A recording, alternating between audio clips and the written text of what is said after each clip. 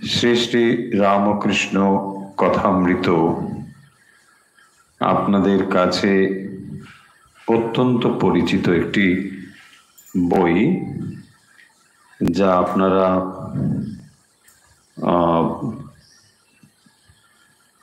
প্রায়ই পাঠ করে থাকেন। অনেকে নিয়মিত এটি পাঠ করেন এবং সকলের কাছেই এই কথামৃত নিশ্চয়ই রয়েছে। এবং কথামৃতের ভেতরে যে সমস্ত বিষয় আলোচিত হয়েছে, সেই সমস্ত বিষয়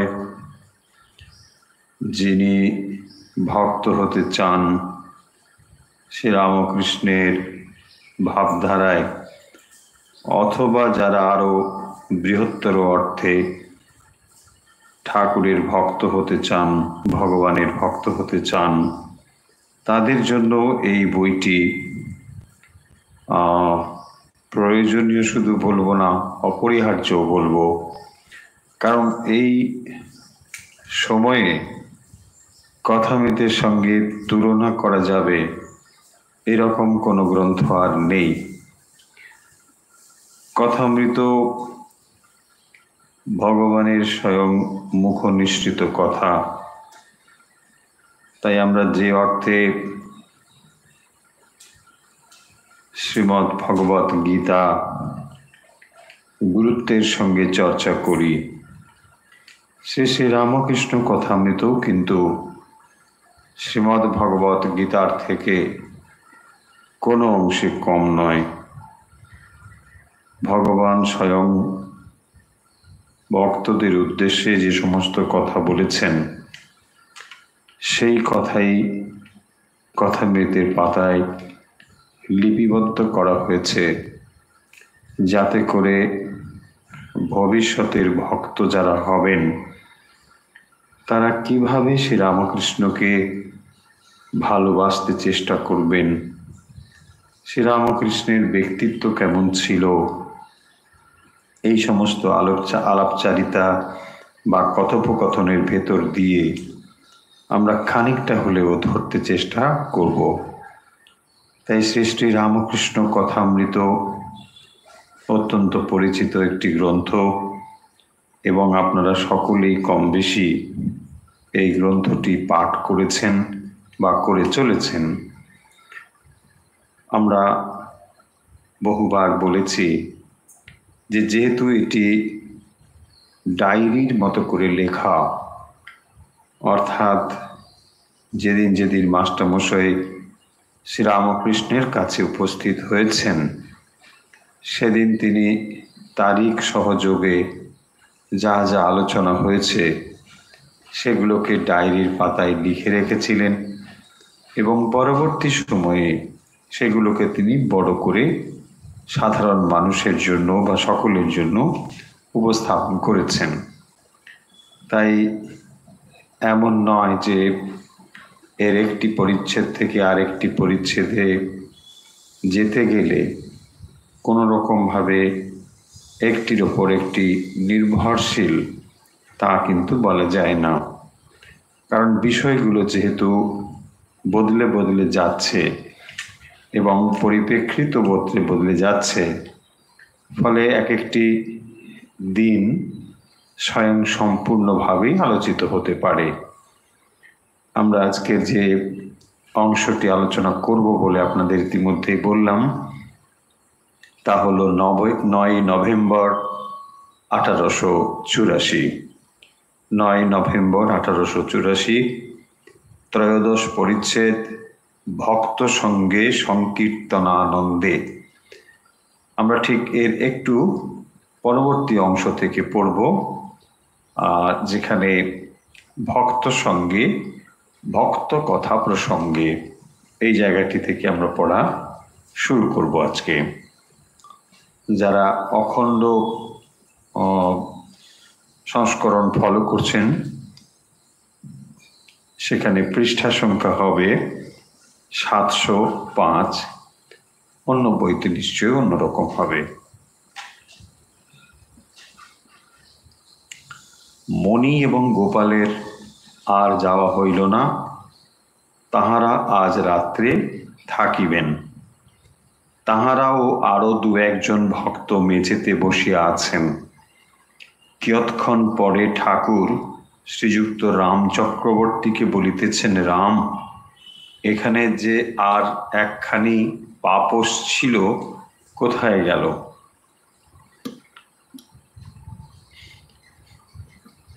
একটু বর্ণনা এখানে রয়েছে। তো সেই বর্ণনা অংশে দেখতে পাচ্ছি যে মণি এবং গোপালের আর যাওয়া হলো না, তারা রাত্রে থাকবেন। তো মণি স্বয়ং মাস্টারমশাই এবং গোপাল এরা থাকবেন। তারা ও আরো দু একজন ভক্ত মেঝেতে বসে আছেন, খুবই স্পষ্ট। তারপরে বলছেন, ঠাকুর শ্রীযুক্ত রাম চক্রবর্তীকে বলিতেছেন, রাম, এখানে যে আর একখানি পাপোশ ছিল, কোথায় গেল? দেখুন, শ্রীরামকৃষ্ণের দৃষ্টি সব দিকে রয়েছে। যখন তিনি এই জগৎ সংসারে মন রাখেন, তখন জগতের খুঁটিনাটি বিষয়ে তার মন থাকে। আবার যখন তিনি জগৎ থেকে মন সম্পূর্ণ তুলে নেন, তখন আবার এই জগতের কোনো কিছুরই হুঁশ থাকে না। তাই তিনি বলছেন রামকে, যেখানে পাপোশ ছিল সেটা কোথায় গেল? ঠাকুর সমস্ত দিন অবসর পান নাই, একটু বিশ্রাম করিতে পান নাই। ভক্তদের ফেলিয়া কোথায় যাইবেন? এইবার একবার বহির্দেশে যাইতেছেন। ঘরে ফিরিয়া আসিয়া দেখিলেন যে মণি রামলালের নিকট গান লিখিয়া লইতেছেন। তারও তারিণী এবার তরিত করিতে তপন তনয় ত্রাসে ত্রাসিত ইত্যাদি। ঠাকুর মণিকে জিজ্ঞাসা করিতেছেন, কি লিখছ? গানের কথা শুনিয়া বলিতেছেন, এ যে বড় গান। তো তখনকার সময়ে আপনারা নিশ্চয়ই জানবেন যে এরকম ইচ্ছে মতন বই আমরা আজ যেমন পেয়ে যাই, এরকম বই অত সহজে সবসময় পাওয়া যেত না। আর মণি তখন কি করেছেন, যে এই গানটি তার পছন্দ হয়েছে বলে তিনি রামলালের থেকে সেই গানটি লিখে নিচ্ছেন, কপি করে নিচ্ছেন। তো তখন ঠাকুর দেখে বলছেন, কি লিখছো? তখন গানের কথা বলেছেন এবং তারপর তিনি বলছেন যে গানটি বেশ বড়। রাত্রে ঠাকুর একটু সুজির পায়েস ও একখানি কি দুখানি লুচি খান। ঠাকুর রামলালকে বলিতেছেন, সুজি কি আছে? খুবই এগুলো মানে সাধারণ কথা। রাত্রে ঠাকুর একটু সুজির পায়েস এবং একখানি কি দুখানি লুচি খান। বুঝতেই পারা যাচ্ছে যে রাত্রে তিনি খুব সামান্যই আহার করেন। আর রামলালকে বলছেন, সুজি কি আছে? গান এক লাইন দু লাইন লিখিয়া মণি লেখা বন্ধ করিলেন। মণি অল্প একটু লিখে লেখা বন্ধ করছেন। ঠাকুর মেঝেতে আসনে বসিয়া সুজি খাইতেছেন। ঠাকুর আবার ছোট খাটটিতে বসিলেন। মাস্টার খাটের পার্শ্বস্থিত পাপোশের উপর বসিয়া ঠাকুরের সহিত কথা কহিতেছেন। ঠাকুর নারায়ণের কথা বলিতে বলিতে ভাবযুক্ত হইতেছেন। নারায়ণ একটি ছেলে, যে ঠাকুরের কাছে নিয়মিত আসতো, এবং শুধু তাই নয়, সে আসতো বলে তার বাড়িতে কিন্তু কেউ পছন্দ করতো না, এমনকি তাকে অনেক সময় মারধরও করত যাতে করে সে এখানে না আসে, কিন্তু সে এখানে আসতো। শ্রীরামকৃষ্ণ আজ নারায়ণকে দেখলাম। তো তিনি সেই যে নারায়ণকে দেখেছেন ছেলেটিকে, সেই প্রসঙ্গে বলছেন। তাহলে আমরা মনে মনে একটা চিত্র নিশ্চয়ই এঁকে নিতে পারছি যে মাস্টারমশাই বা মণি তিনি গানটি কপি করছেন, আর ঠাকুর বসেছেন সুজি একটু খাবেন বলে ওখানে জায়গা করে সেখানে বসেছেন। আর মণি লেখা বন্ধ করে এবারে পাপোশের উপরে ওখানে এসে বসেছেন।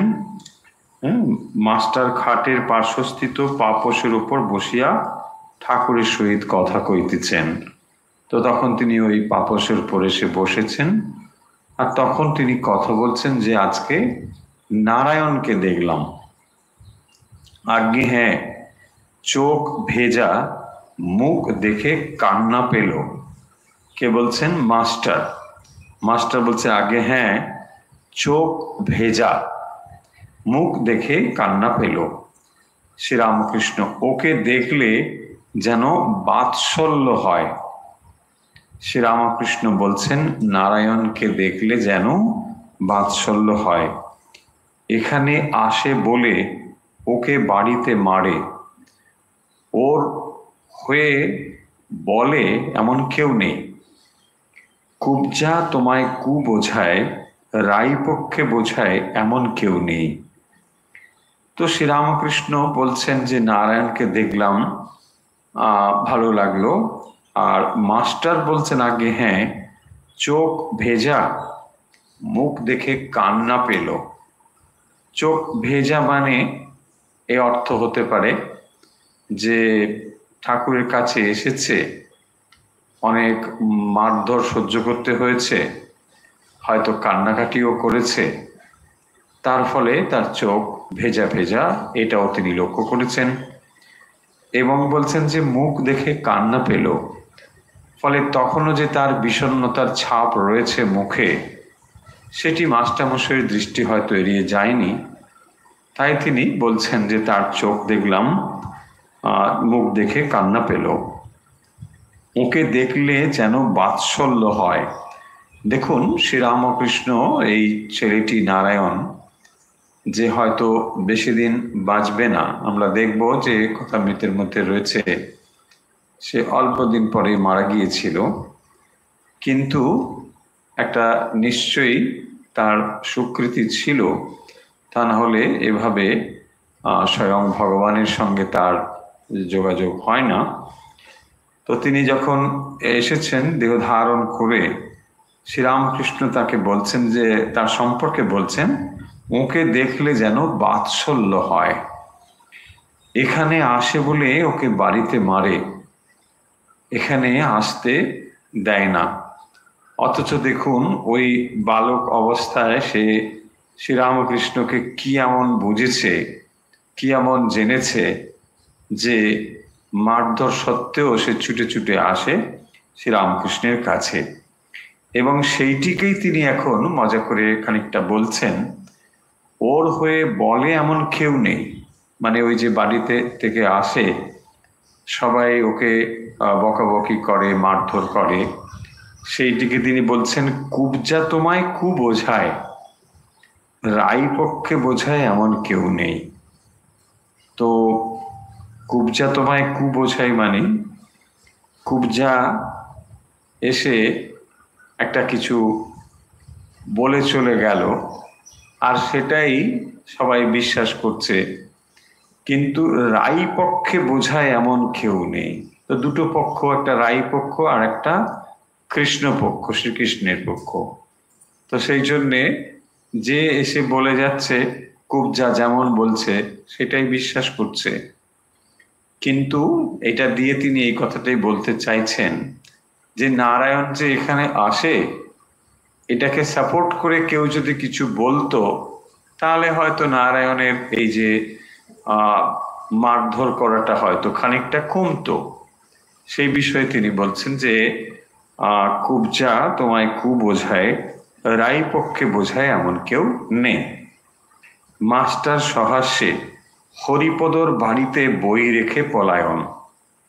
মাস্টার, আচ্ছা এই নারায়ণ কিন্তু মাস্টারমশাইয়ের ছাত্র। তো মাস্টারমশাইয়ের যেহেতু ছাত্র, তিনি ওকে খুব ভালো করে চেনেন। হরিপদর বাড়িতে বই রেখে পলায়ন, শ্রীরামকৃষ্ণ ওটা ভালো করেনি। ঠাকুর চুপ করিয়া আছেন, কিয়ৎক্ষণ পরে কথা কহিতেছেন। কি কহিতেছেন? দেখো, ওর খুব সত্তা, তা না হলে কীর্তন শুনতে শুনতে আমায় টানে। এই যে নারায়ণের প্রসঙ্গ হচ্ছে, তার সম্পর্কে শ্রীরামকৃষ্ণ বলছেন, দেখো ওর খুব সত্তা, তা না হলে কীর্তন শুনতে শুনতে আমায় টানে, ঘরের ভেতর আমায় আসতে হলো, কীর্তন ফেলে আসা এ কখনো হয় নাই।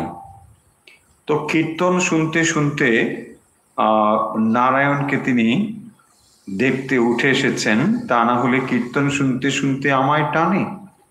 নারায়ণকে দেখার জন্যে তিনি কীর্তন শুনতে শুনতে উঠে এসেছেন, বাৎসল্য ভাবে তার প্রতি তিনি তাকিয়েছেন। ঘরের ভেতর আমায় আসতে হলো, কীর্তন ফেলে আসা এ কখনো হয় নাই। ঠাকুর চুপ করিলেন, কিয়ৎক্ষণ পরে আবার কথা কহিতেছেন। শ্রীরামকৃষ্ণ, ওকে ভাবে জিজ্ঞাসা করেছিলাম, তা এক কথায় বললে আমি আনন্দে আছি। ওকে ভাবে জিজ্ঞাসা করেছিলাম, তা এক কথায় বললে আমি আনন্দে আছি। তুমি ওকে কিছু কিনে মাঝে মাঝে খাইও বাৎসল্য ভাবে। শ্রীরামকৃষ্ণ মাস্টারমশাইকে বলছেন যে এই নারায়ণকে দেখে তার কত ভালো লেগেছে। শুধু তাই নয়, বলছেন যে আমি কীর্তন করতে করতে উঠে এসেছি, ফলে এই নারায়ণের ভেতরে নিশ্চয়ই সত্তা আছে। ভগবান স্বয়ং যার প্রতি আকর্ষণ অনুভব করছেন, সেখানে নিশ্চয়ই একটি সত্তা বিরাজ করে। শ্রীরামকৃষ্ণের উপমা দিয়েই বলি, শ্রীরামকৃষ্ণ বলছেন যে ভগবান হচ্ছেন একটি বড় চুম্বক, আর এই বিষয় হলো ক্ষুদ্র চুম্বক। তাই ভক্ত যখন বড় চুম্বকের আয়ত্তে এসে যায়, তখন এই বিষয় আকর্ষণগুলো তুচ্ছ হয়ে যায়। তাই স্বয়ং ভগবান যাকে আকর্ষণ করছেন, নারায়ণ তার ভেতরে যে সত্তা রয়েছে এ বিষয়ে কোনো সন্দেহ নেই। এবং তিনি মাস্টারমশাইকে কথাও বলছেন যে ওকে কিছু কিনে মাঝে মাঝে খেতে দাও, বাৎসল্য ভাবে ওকে দেখো।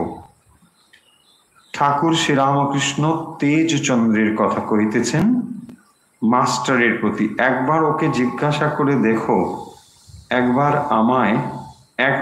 আমায় ও কি বলে। শ্রীরামকৃষ্ণ মাস্টারকে বলছেন যে একবার ওকে জিজ্ঞাসা করে দেখো, একবারে আমায় ও কি বলে।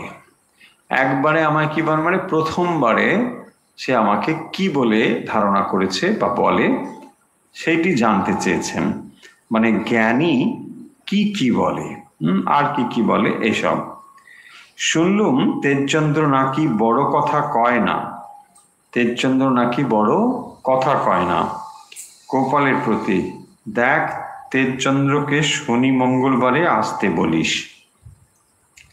দেখুন এই পর্যন্ত যে কথাগুলো হয়েছে, এখানে খুব বড় বা খুব দার্শনিক বা খুব তত্ত্বগত কথা কিছু নেই, সামান্য কথা হয়েছে। কিন্তু তার ভেতরে আমরা যে মূল অংশটি দেখতে পেলাম, সেখানে নারায়ণের সঙ্গে কথা হচ্ছে, মানে নারায়ণ প্রসঙ্গে কথা হচ্ছে। তো নারায়ণ হচ্ছে মাস্টারমশাইয়ের ছাত্র, তাকে শ্রীরামকৃষ্ণ দেখেছেন, বলছেন যে আজ নারায়ণকে দেখলুম, এবং এই নারায়ণকে দেখে তার খুব ভালো লেগেছে। আর মাস্টার বলছেন যে ওর চোখগুলো ভেজা, আর মুখ দেখে যেন কান্না পায়। এবং তখন তিনি বলছেন যে দেখো ও বাড়িতে, ও এখানে আসবে বলে বাড়িতে ওকে লোকে পছন্দ করে না, আর মারধরও করে। এবং সেই জন্য বলছেন, তা হওয়া সত্ত্বেও বলছেন ওর ভেতরে খুব সত্তা, তা না হলে আমি কীর্তন শুনতে শুনতে উঠে আসবো কেন। এইসব বিষয়গুলো বলে তিনি বলছেন যে নারায়ণকে দেখো, ওকে একটু খেতে টেতে দাও কখনো মাঝে মধ্যে, এইসব বলেছেন। আমরা এই পর্যন্ত যে কথাগুলো দেখলাম, যেখানে মোটামুটি প্রসঙ্গ নারায়ণের এসেছে, এইটুকুই এখানে রয়েছে। কিন্তু এর পরের যে অংশগুলো আমরা দেখব, দেখুন এখানে মেঝেতে আসনের উপর ঠাকুর উপবিষ্ট সুজি খাইতেছেন, মানে ওই যে পটটি চলছিল সেটা এখনো চলছে, আমাদের যে দৃশ্যপট সেটা এখনো চলছে। মেঝেতে আসনের উপর ঠাকুর উপবিষ্ট, সুজি খাইতেছেন। পার্শ্বে একটি পিলসুচির ওপর প্রদীপ জ্বলিতেছে। বোঝা যাচ্ছে খুবই ঠাকুরের কাছে মাস্টার বসিয়া আছেন। ঠাকুর বলিতেছেন, কিছু মিষ্টি কি আছে? তো তিনি মিষ্টি কিছু আছে কিনা মাস্টার মশাইকে জিজ্ঞাসা করছেন। মাস্টার নূতন গুড়ের সন্দেশ আনিয়াছিলেন। রামলালকে বলিলেন, সন্দেশ তাকের ওপরে আছে, সন্দেশ তাকের উপর আছে, কই আনো না। মাস্টার ব্যস্ত হইয়া তাক খুলিতে গেলেন, দেখিলেন সন্দেশ নেই। বোধহয় ভক্তদের সেবায় খরচ হইয়াছে।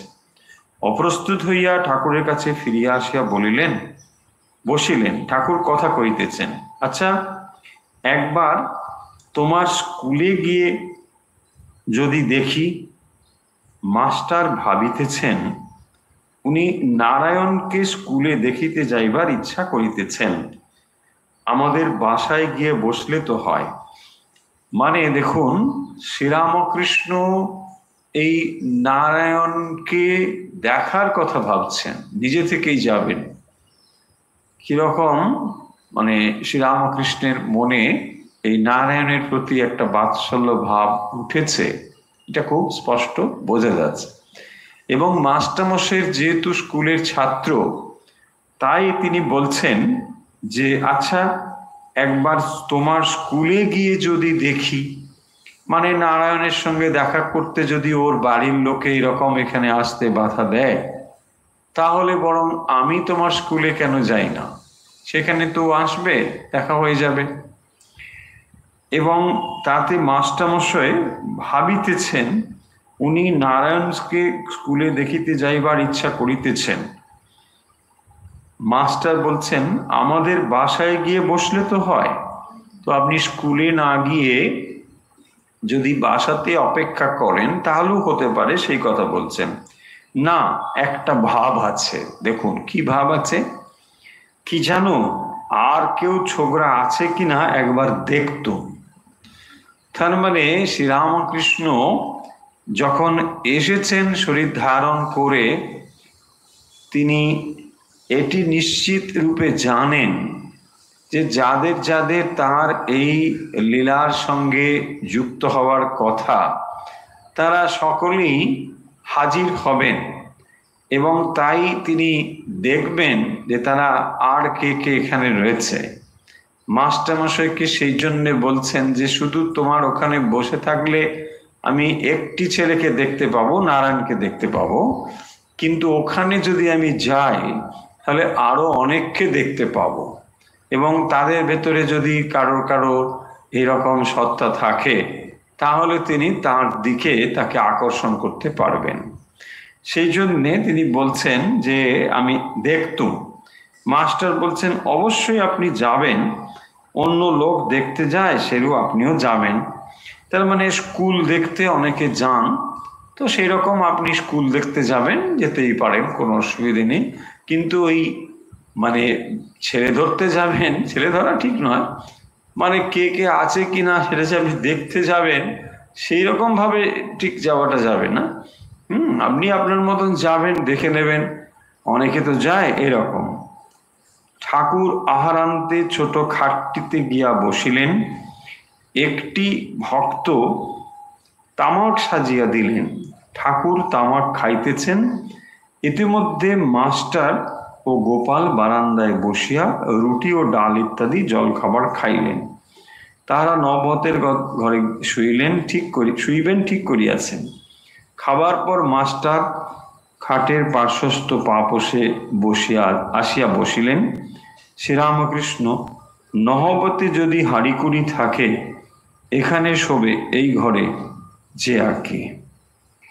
তো আমরা এখানে যে ব্যাপারটি দেখলাম মূলত সেটি হচ্ছে যে মাস্টারমশাই ওই কথাবার্তার পরে শ্রীরামকৃষ্ণ যেমন সুজি খাচ্ছিলেন, সেটা তিনি খাচ্ছেন এবং তারপরে বলছেন যে মিষ্টি কিছু আছে কিনা।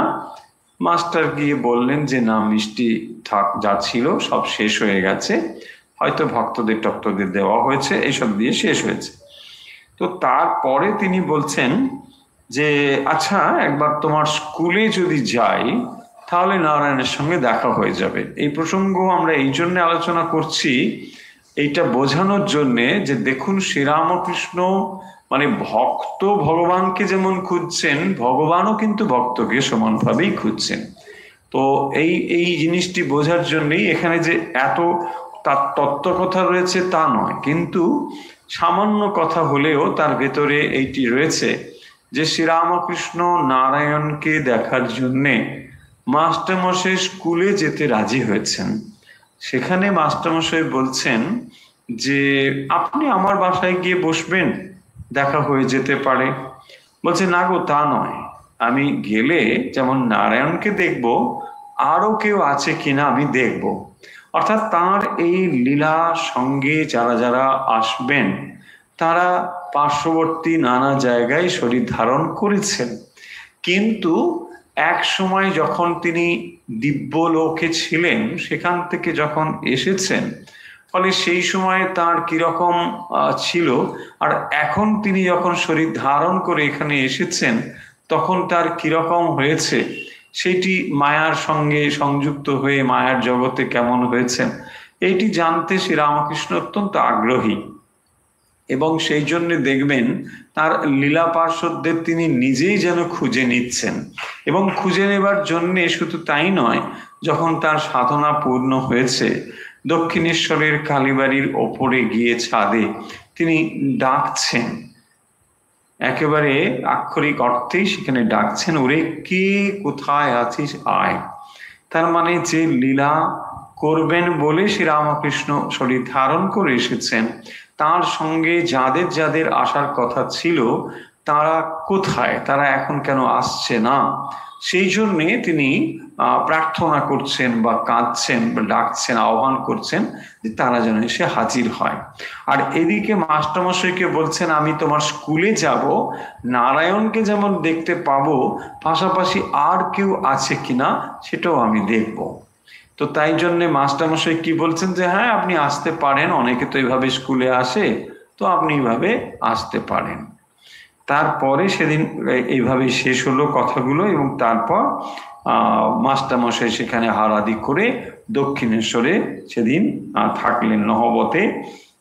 বলছেন যদি ওখানে হাড়িকুড়ি থাকে এখানে শোবে এই ঘরে, যদি ওই ছোট্ট ঘরটিতে ওখানে যদি শুতে পারো তাহলে ভালো, আর নহবতে যদি না শোয়া যায় তাহলে এখানেই শুতে পারো, এইসব কথা হয়েছে। এরপরে আমরা যে অংশটি ঠিক পরবর্তীতে যে অংশটি রয়েছে সেটি আমরা আজকে পড়ব, এটি আমাদের মূলত পড়বার জায়গা। তো এইটুকু অংশ আমরা শুধু এই জন্যই পড়লাম যে এখানে ওই নারায়ণের বিষয়টি আলোচনা হয়েছে বলেই আমরা এই বিষয়টি একটু আজকে কথামৃতে নিয়ে এলাম, শুধু এই প্রসঙ্গগুলো বোঝার জন্যে যে শ্রীরামকৃষ্ণ কিভাবে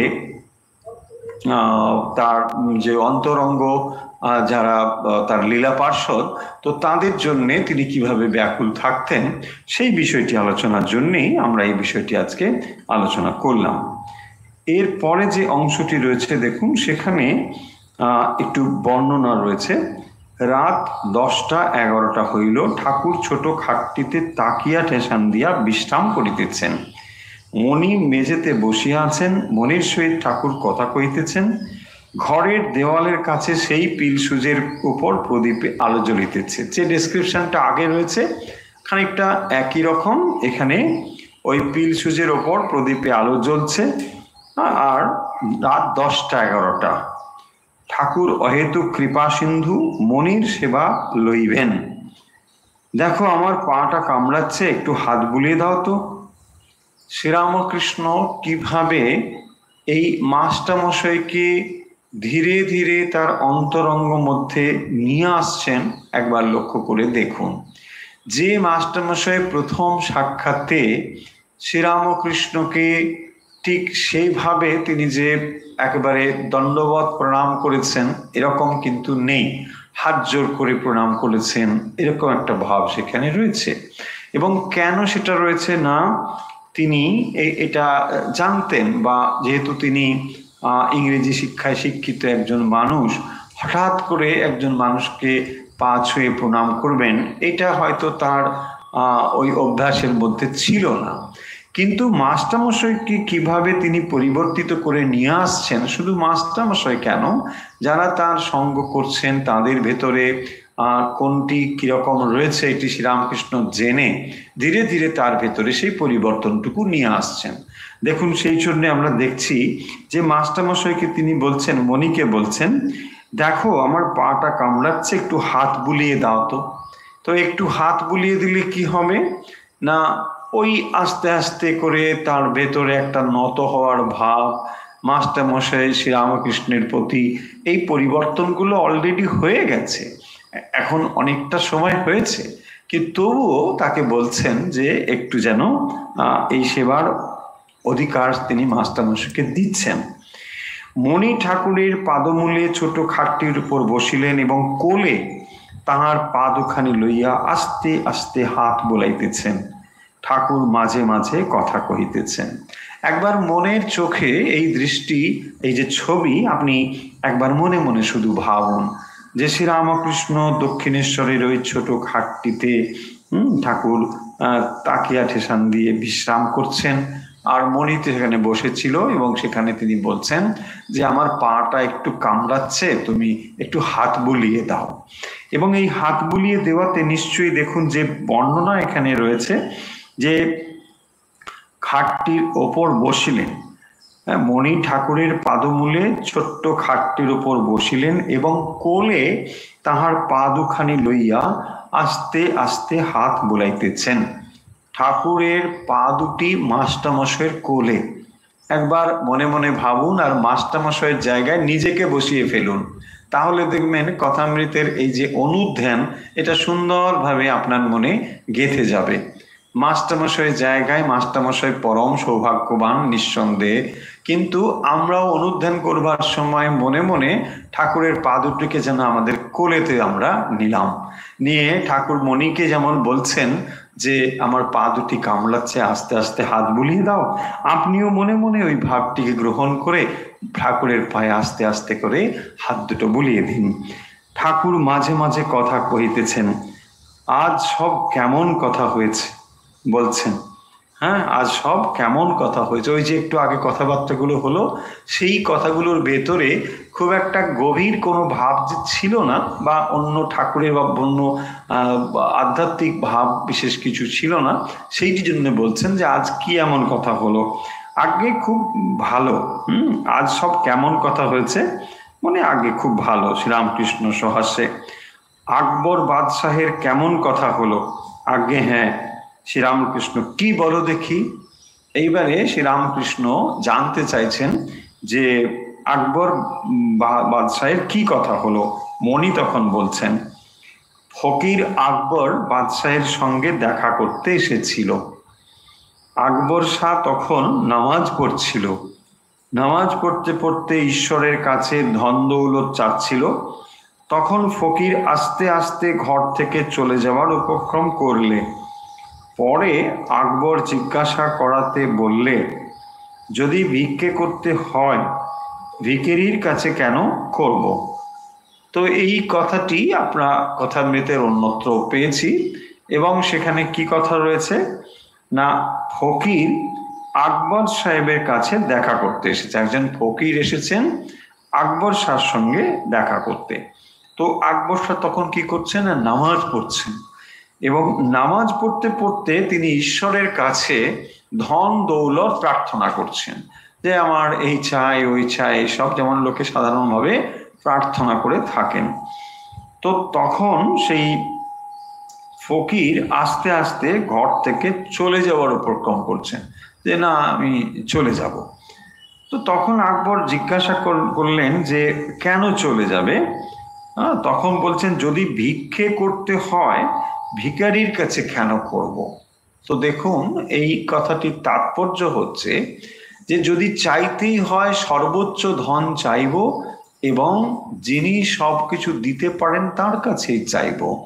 যদি চাইতেই হয় জাগতিক বস্তু দিতে পারে, যে মানুষ তার কাছে চাইবার থেকে স্বয়ং পরমেশ্বর ভগবানের কাছেই চাইব, তিনি দিলে আর আপনি রাখার জায়গা পাবেন না, তার কাছেই তো চাইতে হবে। সাধারণ মানুষ সাধারণ জিনিসই দিতে পারে, অধিক জিনিস দিতে পারে না, ফলে তার কাছে কেন চাইব? সেই জন্যে এখানে এই কথাটি বলেছেন শ্রীরামকৃষ্ণ। আর কি কি কথা হয়েছিল? সঞ্চয়ের কথা খুব হলো। কি কি হলো? চেষ্টা যতক্ষণ করতে হবে বোধ থাকে ততক্ষণ চেষ্টা করতে হয়। সঞ্চয়ের কথা স্মৃতিতে কেমন বলেছিলেন? মনি বলছেন যে চেষ্টা তত সময় করতে হবে বোধ থাকে, যতক্ষণ চেষ্টা করার বোধ থাকে তত সময় সেটা করতে হয়। সঞ্চয়ের কথা স্মৃতিতে কেমন বলেছিলেন? কি কথা? এইবারে সেই কথা বলছেন, যে তার উপর সব নির্ভর করে তার ভার তিনি লন। তাহলে ভগবানের ওপরে যদি কেউ সম্পূর্ণভাবে নির্ভর করে তাহলে ভগবান তার সব ভার নেন। নাবালকের যেমন ওছি সব ভার নেয়, নাবালক সব কাজ করতে পারে না, তাই তার থাকে ওছি বা ট্রাস্টি। তারা কি করেন না, তারা তার হয়ে কাজ করেন। ঠিক সেরকম বলছেন যে ভগবানের ওপরে যদি কেউ দায়িত্ব দিয়ে দেয় তাহলে ভগবান তার হয়ে সব করবেন।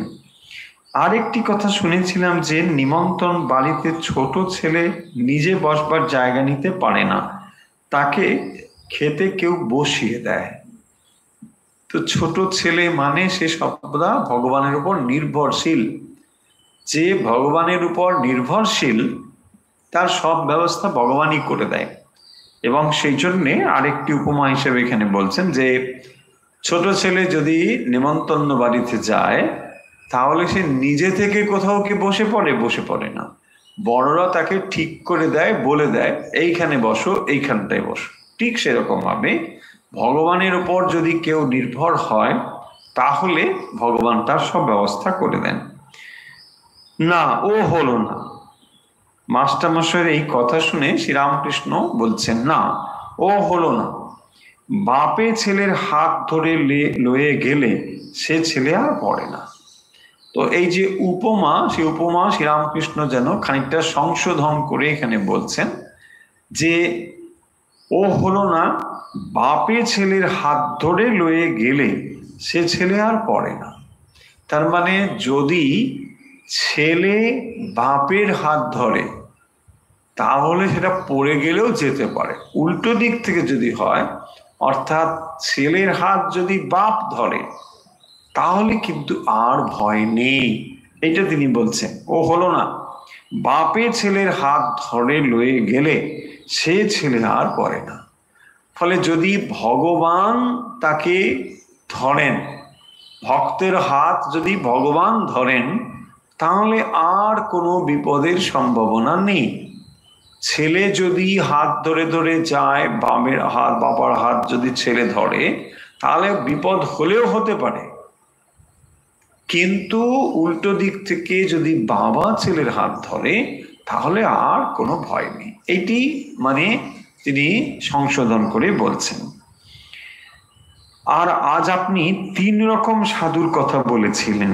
উত্তম সাধু, সে বসে খেতে পায়। আপনি ছোকরা সাধুটির কথা বললেন। মেয়েটির স্তন দেখে বলেছিল বুকে ফোড়া হয়েছে কেন, আর ওসব চমৎকার চমৎকার কথা বললেন। সব শেষের কথা, আরো সব চমৎকার চমৎকার কথা বলেছেন। তো এখানে তিনি কি বলছেন, আর আজ আপনি 3 রকম সাধুর কথা বলেছেন। উত্তম সাধু সে বসে খেতে পায়।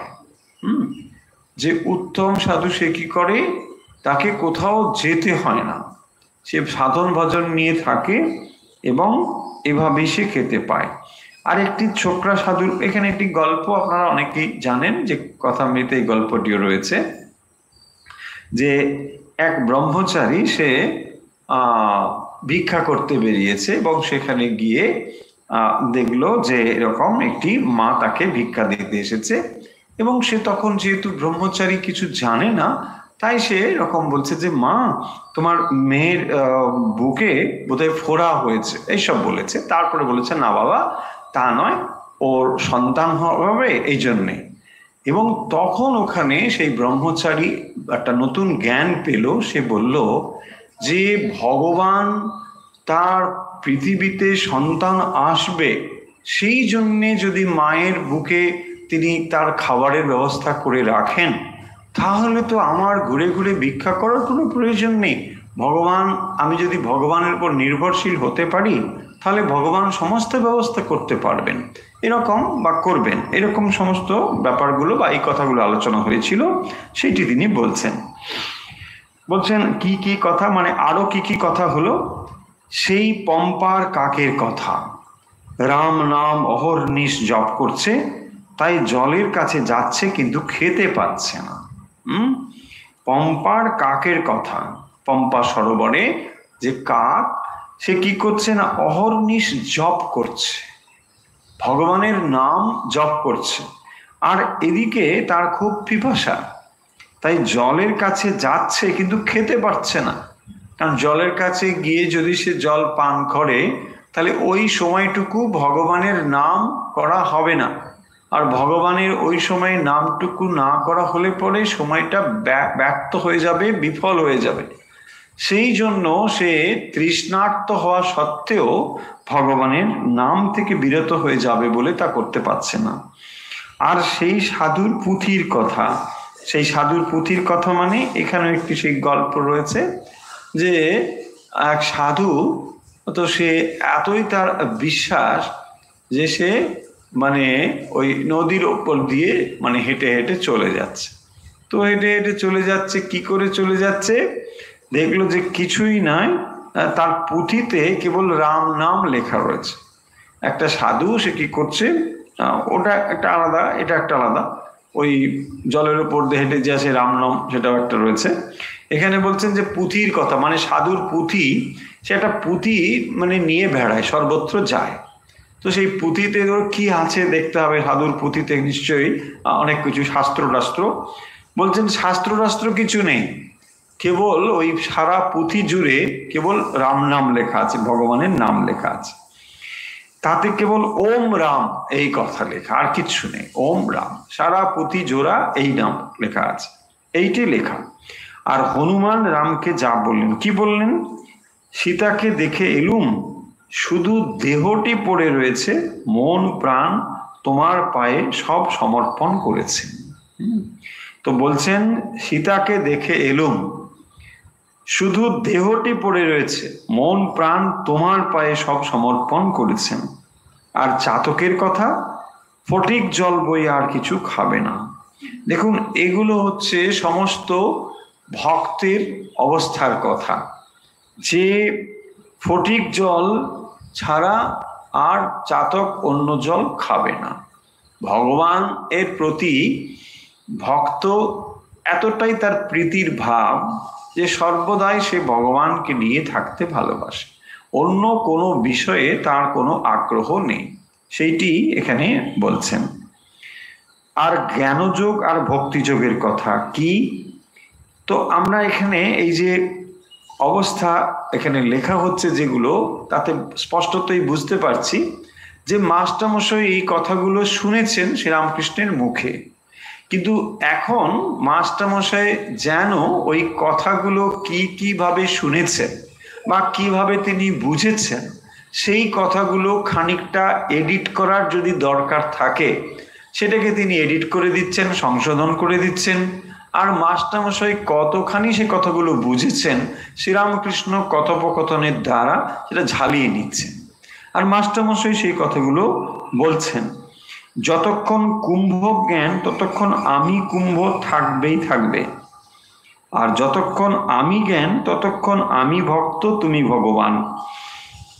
যতক্ষণ কুম্ভ জ্ঞান ততক্ষণ আমি কুম্ভ থাকবেই থাকবে, আর যতক্ষণ আমি জ্ঞান ততক্ষণ আমি ভক্ত তুমি ভগবান। না না, কুম্ভ জ্ঞান থাকুক আর না থাকুক, কুম্ভ যায় না, আমি যাবার নয়, হাজার বিচার করো ও যাবে না। এই যে সংশোধন করে দিচ্ছেন শ্রীরামকৃষ্ণ, যতক্ষণ কুম্ভ জ্ঞান ততক্ষণ আমি কুম্ভ থাকবেই থাকবে। তার মানে এই যে শরীর, এই কুম্ভ মানে শরীর, তো এই শরীর জ্ঞান যত সময় আছে আমি কুম্ভ থাকবেই থাকবে, অর্থাৎ শরীর বোধটা থাকবে। যতক্ষণ আমি জ্ঞান ততক্ষণ আমি ভক্ত তুমি ভগবান। তার মানে যত সময় পর্যন্ত এই অহংবোধটা না যাচ্ছে, সেই অবস্থাটাকে রাখবার জন্যে আমি ভক্ত তুমি ভগবান।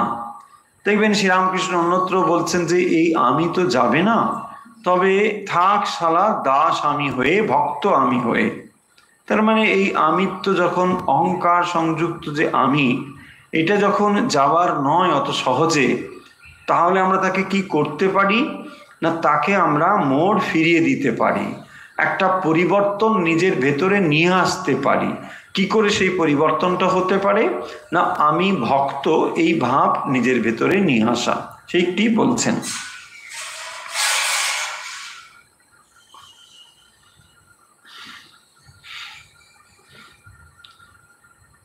মণি খানিকক্ষণ চুপ করিয়া রহিলেন, আবার বলিতেছেন, কালীঘরে ঈশান মুখুজ্জের সঙ্গে কথা হয়েছিল, বড় ভাগ্য তখন আমরা সেখানে গিয়েছিলাম আর শুনতে পেয়েছিলাম। হ্যাঁ, কি কি কথা বলো দেখি।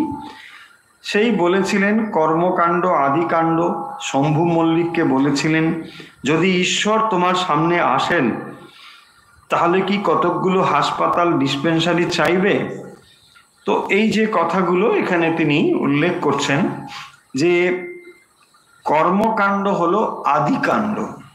আদিকাণ্ড মানে যে কর্মকাণ্ড বা ভগবানের জন্যে বা মানুষের জন্যে যে কিছু করবার ইচ্ছে, এইটি থেকে আরো বড় হলো ভগবানকে লাভের চেষ্টা করা, অর্থাৎ আরো নিবিড়ভাবে ভগবানকে লাভ করবার জন্যে যে সাধন ভজন, এটা তার থেকে আরো ওপরে। তা না হলে বলছেন যে শম্ভু মল্লিককে বলেছিলেন যদি ঈশ্বর তোমার সামনে আসে, যদি ঈশ্বর তোমার সামনে আসেন তাহলে কি কতগুলো হাসপাতাল ডিসপেন্সারি চাইবে। তার মানে মানুষের সেবা করবার উদ্দেশ্য যদি ভগবানকে প্রাপ্তির দিকে না হয়, তাহলে সেটা কেবলমাত্র বাইরের একটা কাজ হয়ে দাঁড়াবে। সেই জন্যে যদি কর্মকাণ্ড আদিকাণ্ড, কর্মকাণ্ড নিঃসন্দেহেই প্রয়োজন, কিন্তু সেই কর্মকাণ্ডের ভেতর দিয়ে ঈশ্বরকে লাভ করাই হচ্ছে একমাত্র উদ্দেশ্য হওয়া উচিত। তা যদি না হয়, কতগুলো কাজ করলাম বলেই যে ভগবান আমার কাছে এসে হাজির হয়ে যাবেন, এমন ভাবার কোনো মানে নেই। তাই তিনি বলছেন যে ভগবান তোমার সামনে এলে কি তুমি ডিসপেন্সারি আর এইগুলো চাইবে। তার মানে ভগবানকে লাভ করাই হচ্ছে তোমার উদ্দেশ্য। আর ভগবান যদি ইচ্ছে করেন তিনি এই জগতের পরিবর্তন করে দিতে পারেন। তাই যিনি মনে করেন যে কর্মের দ্বারা জগতের পরিবর্তন করবেন, এটি তার কেবল অহংকারের প্রকাশ ছাড়া আর কিছুই নয়। কারণ ভগবান এমন কিছু গর্তে পড়ে যাননি যে তাকে উদ্ধার করবার জন্যে মানুষের প্রয়োজন হবে। তাই মানুষ যখন কোনো কর্ম করেন বা মানুষের সেবাভাব নিয়ে কর্ম করেন, সেখানে একটি উদ্দেশ্য থাকে যে এই কর্মের ভেতর দিয়ে চিত্তশুদ্ধ হলে ভগবানকে তিনি ভালোবাসতে পারবেন। তাই ভগবানকে ভালোবাসাই হচ্ছে তার উদ্দেশ্য, মানে এই সেবার দ্বারা ভগবানকে খানিকটা সাহায্য করা হচ্ছে, এই রকম বোধ যেন আমাদের না হয়। তো সেই কথাগুলো এখানে বলছেন। আর তারপরে বলছেন যে যতক্ষণ কর্মে আসক্তি থাকে ততক্ষণ ঈশ্বর দেখা দেন না। কেশব সেনকে সেই কথা বলেছিলেন কি, যতক্ষণ ছেলে চুষি নিয়ে ভুলে থাকে ততক্ষণ মা রান্না বান্না করেন, চুষি ফেলে যখন ছেলে চিৎকার করে তখন মা ভাতের হাঁড়ি নামিয়ে ছেলের কাছে যান। তো এখানে কি কথা বলা হয়েছে না, যতক্ষণ ছেলে চুষি নিয়ে ভুলে থাকে, এই চুষি নিয়ে ভুলে থাকা মানে এই যে কর্ম, এটাও একরকম চুষি নিয়ে ভুলে থাকার মতো। যতক্ষণ কর্মে আসক্তি থাকে ততক্ষণ ঈশ্বর দেখা দেন না। কর্মে আসক্তি মানে কর্ম যে চিত্তশুদ্ধির জন্যে বা এর উদ্দেশ্য যে ভগবানকে ভালোবাসা, এইটি যদি মানুষ ভুলে যায় তাহলে দেখবেন কর্ম একটা আসক্তি হয়ে দাঁড়ায়, কর্ম একটা বন্ধন হয়ে দাঁড়ায়। অনেকেই এরকম আছেন যে কর্ম এমন একটা জায়গায় পৌঁছে যায়, কর্ম ছাড়া তিনি আর থাকতে পারেন না। হ্যাঁ, মুখে বলতে থাকেন যে না মানুষের সেবা করছি, কিন্তু সেই সেবাটা আসলে ওই আসক্তি তৈরি হয়। সেই জন্যে এটাও একরকম বাধা, যে বলছেন যে ছেলে যখন চুষি নিয়ে ভুলে থাকে তখন সে মায়ের কাছে যেতে চায় না, আর যখন এগুলো সম্পূর্ণভাবে ত্যাগ হয় তখনই সে কেবল বলে আমি মায়ের কাছে যাব, আর মা তখন ভাতের হাঁড়ি নামিয়ে ছুটে আসে। আর একটি কথা সেদিন হয়েছিল, লক্ষণ জিজ্ঞাসা করেছিলেন ভগবানকে কোথা কোথা দর্শন হতে পারে। রাম অনেক কথা বলে তারপর বললেন, ভাই যে মানুষে উর্জিতা ভক্তি দেখতে পাবে, হাসে কাঁদে নাচে গায় প্রেমে মাতোয়ারা, সেইখানে জানবে যে আমি আছি। তো উর্জিতা ভক্তির কথা বলছেন। উর্জিতা ভক্তি মানে যেটা উপচে পড়া ভক্তি, মানে এমন সেখানে ভক্তি ভাব যে সেটি যেন উপচে পড়ছে, যে আধারে সেটি রয়েছে সেই আধারে যেন ধরছে না। ভাই যে মানুষে দেখবে উর্জিতা ভক্তি কিরকম না, হাসে কাঁদে নাচে গায় এবং প্রেমে মাতোয়ারা, সেইখানে জানবে যে আমি আছি। ভগবান সেখানে তার শক্তি বিরাজ করছে, এটি বোঝার জন্যে বলছেন। লক্ষণ জানতে চেয়েছিল এবং তার উত্তরে অনেক কথা বলার পরে রাম এই কথা বলছেন যে যেখানে মানুষের মধ্যে দেখবে উর্জিতা ভক্তি, হাসে কাঁদে নাচে গায় প্রেমে মাতোয়ারা, সেইখানে জানবে আমি আছি। তাহলে আজকে আমরা যে কথাগুলো আলোচনা করলাম এখান থেকে যদি আমরা এটাকে সামাপ করে নিই, ছোট করে নিই, তাহলে আমরা মূল কথাগুলো পেয়ে যাব। দেখুন, কথামৃতের ভেতরে অনেক কথা বারবারে আলোচনা রয়েছে, এটা নিঃসন্দেহে সত্যি কথা, কিন্তু তবুও কথামৃতের মধ্যে আমরা যতই কথামৃত পড়ি ততই আমাদের এটাকে কখনো বোরিং বলে মনে হয় না। কেন মনে হয় না? এই জন্যে যে একই কথা আলোচনা হলেও সেদিন কিন্তু যেভাবে আলোচনা হচ্ছে, অর্থাৎ যে প্রসঙ্গ সেখানে রয়েছে, যারা যারা উপস্থিত রয়েছে, যে যে প্রেক্ষিত, সেটা কিন্তু আলাদা হতে পারে। একজন মানুষ যখন কথা বলেন, তার কথা বলার ধরন, তার কথা বলার যে যে তিনি উপমা ব্যবহার করেন, এগুলো নিশ্চয়ই খুব বেশি সময়ের ব্যবধান না হলে কথা বলার একই রকম ধরন থাকবে।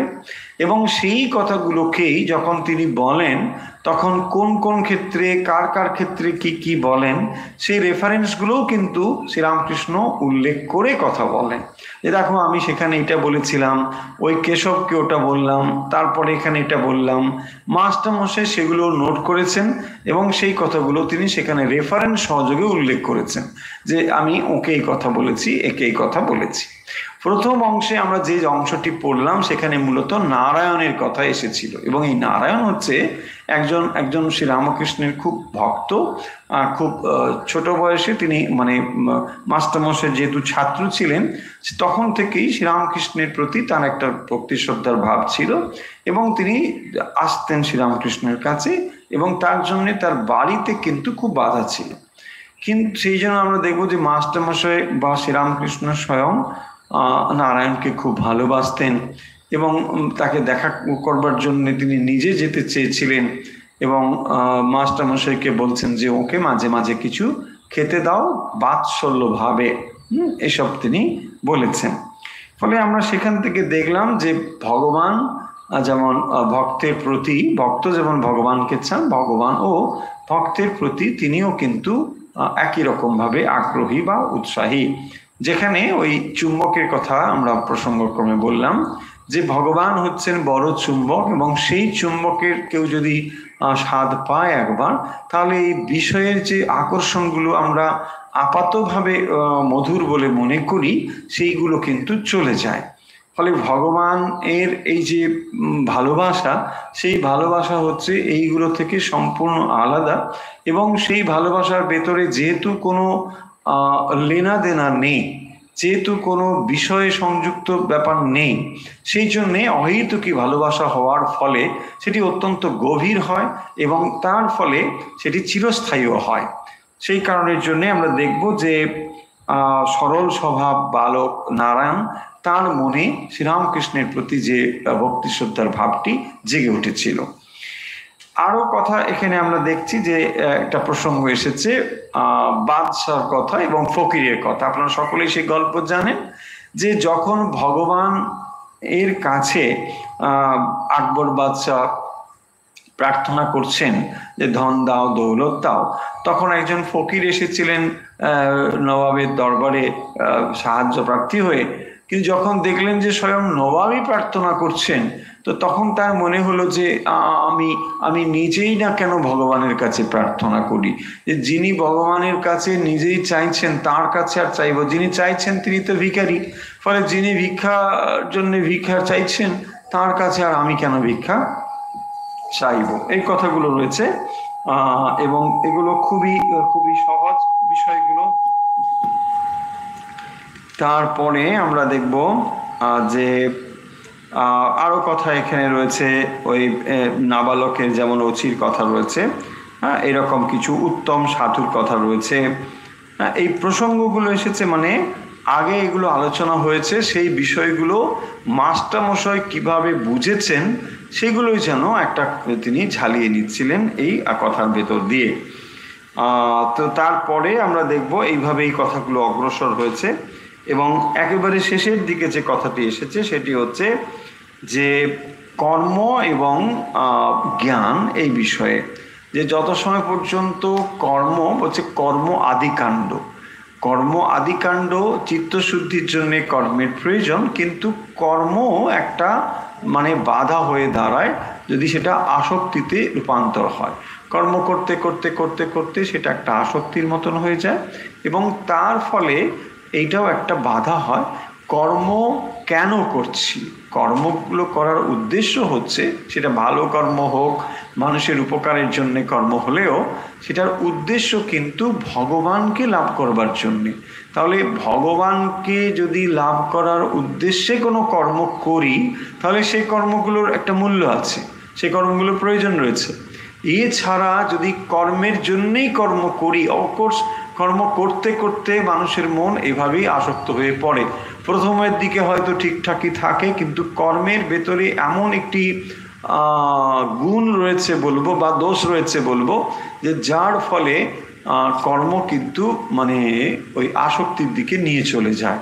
কারণ কর্মের মধ্যে যেটা সব থেকে বড় বিপদ সেটা হচ্ছে এখানে একটা অ্যাপ্রিসিয়েশন রয়েছে এবং যে মানুষটি কর্ম করেন তিনি হচ্ছেন ওই কর্মের কেন্দ্রবিন্দু হয়ে দাঁড়ান, তাই সমস্ত রকম প্রশংসা তাকে ঘিরেই হয় এবং সেই কারণের জন্যেই তার একটা আসক্তি চলে আসার সম্ভাবনা কিন্তু প্রবল থাকে।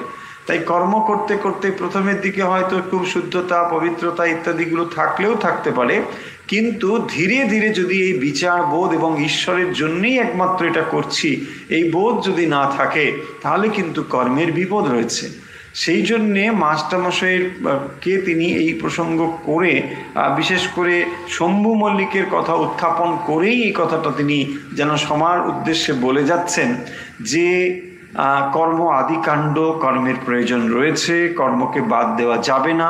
ভগবদ্গীতাতে বারবার সে কথা উল্লেখ করা হয়েছে, কিন্তু তথাপি এ কথাও যেন মনে রাখতে হবে কর্মের দ্বারা বা সমস্ত কর্মের উদ্দেশ্য হচ্ছে ভগবানকে ভালোবাসা। ভগবানকে ভালোবাসার জন্যই কর্ম, ভগবানকে ভালোবাসতে পারবার জন্যই শাস্ত্রপাঠ, ভগবানকে ভালোবাসার জন্যই সাধুসঙ্গ, ভগবানকে ভালোবাসতে পারার জন্যই তীর্থ দর্শন। না হলে এইগুলোর আলাদা আলাদা করে কোনো মূল্য নেই। তীর্থ দর্শনের জন্য তীর্থ দর্শন কোনো মূল্য নেই, সাধুসঙ্গের জন্য সাধুসঙ্গ কোনো মূল্য নেই। এইগুলো শুধু একমাত্র সেই উদ্দেশ্যের দিকে যদি ধাবিত হয় তাহলেই এগুলোর মূল্য রয়েছে। সমস্ত কিছু আমাকে ঈশ্বরের দিকে প্রেরিত করে। যে কিছু প্রচেষ্টা, যা কিছু করছি, যা কিছু ভাবছি, সমস্ত যদি ঈশ্বরের দিকে নিয়ে যায় তাহলেই দেখা যাবে এগুলোর একটা বিরাট মূল্য রয়েছে। হ্যাঁ, এই কথাই আমরা ভগবদ্গীতাতেও দেখেছি। তো তারপরে তিনি বলছেন এখানে যে কথাটি দিয়ে শেষ হয়েছে বা আমরা যে কথা দিয়ে শেষ করব সেটি হচ্ছে যে রামচন্দ্র বলছেন অনেক কথা। লক্ষণের প্রশ্নের উত্তরে তিনি বলছেন, ভাই, যে মানুষে উর্জিতা ভক্তি দেখতে পাবে, হাসে কাঁদে নাচে গায়, প্রেমে মাতোয়ারা সেইখানে জানবে আমি আছি। ফলে এই কথার ভেতর দিয়ে যেমন আমরা আমাদের মনে মনে একটা আমরা এক্সাম্পল খুঁজি যে কোথায় এমন মানুষ, সেই মানুষটি হচ্ছে স্বয়ং শ্রীরামকৃষ্ণ, যার ভেতরে উর্জিতা ভক্তি, মানে ভক্তি একেবারে যেন পাত্র থেকে উদ্বেল হয়ে যাচ্ছে, উপচে পড়ছে, সেই রকম ভাবটি তার ভেতরে রয়েছে। কিরকম না, হাসে কাঁদে নাচে গায়, অর্থাৎ সবসময় যেন একটা ভাবস্থ অবস্থা রয়েছে। এবং বাস্তবিক পক্ষে শ্রীরামকৃষ্ণের জীবনের দিকে তাকালেও আমরা এই ভাবটি দেখতে পাবো। ফলে এই যে কথা এখানে আলোচনা হলো যে রামচন্দ্র যে কথা বললেন যে এরকম একজন মানুষের ভেতরে, যার ভেতরে ভক্তি উচ্চিতা রূপে রয়েছে, তাকে দেখে তুমি বুঝতে পারবে যে সেখানেই জানবে আমি রয়েছে। আমি রয়েছে মানে ভগবান স্বয়ং সেখানে বিরাজ করছেন তার শক্তি রূপে। সেই রকম ভাবেই শ্রীরামকৃষ্ণের ভেতরেও এইরকম একটি ভাব রয়েছে। তাই কথামৃত পাঠ বা যে কোনো প্রচেষ্টার লক্ষ্যই হলো ভগবানকে ভালোবাসা।